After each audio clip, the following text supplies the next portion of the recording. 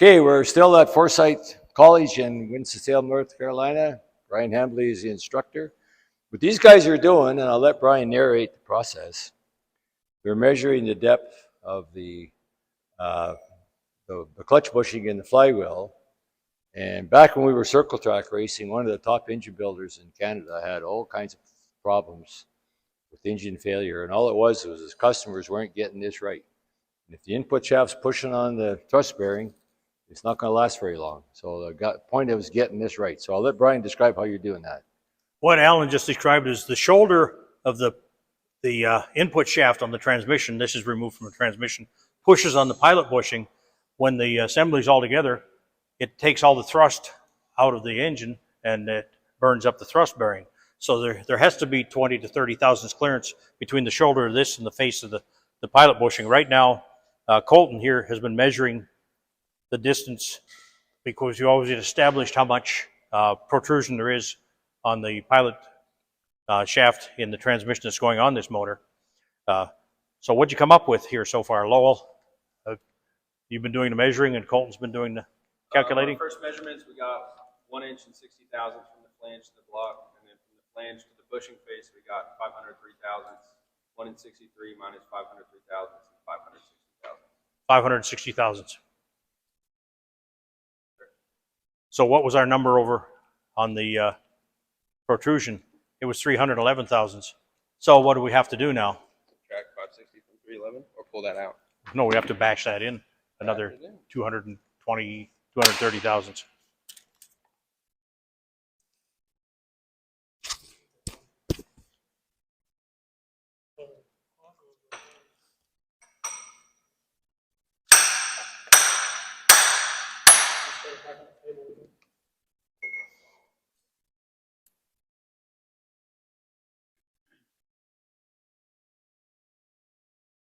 No, he's just going to measure that. Oops. Check the differential.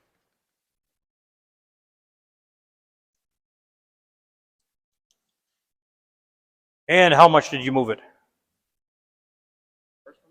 503 was from the flange to the bushing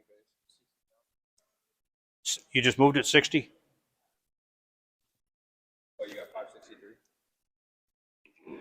All right, go ahead and take it right to flush, and we'll check the measurement there.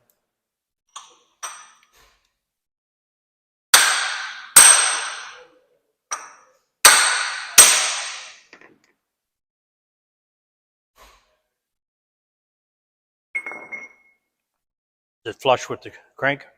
All right, we'll grab a measurement there and do our calculations.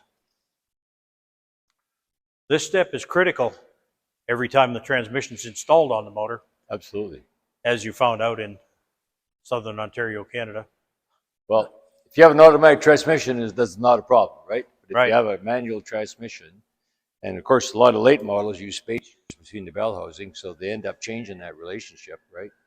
If you don't get that right, if it's not in far enough, it's a problem. If it's pushing on the thrust bearing, it's not going to last very long, right? So, actually, that dimension you talked about, if the pilot shaft isn't engaged in the bushing enough, the bearings fail in the front of the transmission. yeah, you have to pilot. It's a pilot shaft, right? Yep. It's not in far enough. It's going to wobble the input shaft, right? So that's the problem. Yeah, that bushing has to hold most of that Right. pilot shaft Oh, to stop absolutely. it from flopping Yeah, around. so it's There's a a technical Goldilocks situation. You need enough and not too much, right? Did you like that technical term? Flopping around? Yes. That's literally well, what it does if Yeah, sure. it's pulled out too far. Yeah, And I've seen a lot of situations where the pilot shaft barely engaged, then it almost instantly wears out the bushing, and Oh, sure. and then the Then it's transmission really fails. wobbling around then, eh? Right? Yeah, sure. So once we're done calculating that and we have our sufficient clearance there, it'll be a wrap. Then we can go ahead and install the flywheel, the clutch, Right. and the bell housing eventually. We're putting the transmission on, and then we're going to install it in the car. Perfect. Got it covered? Yep. Thanks for watching Gold's Garage. Please like and subscribe.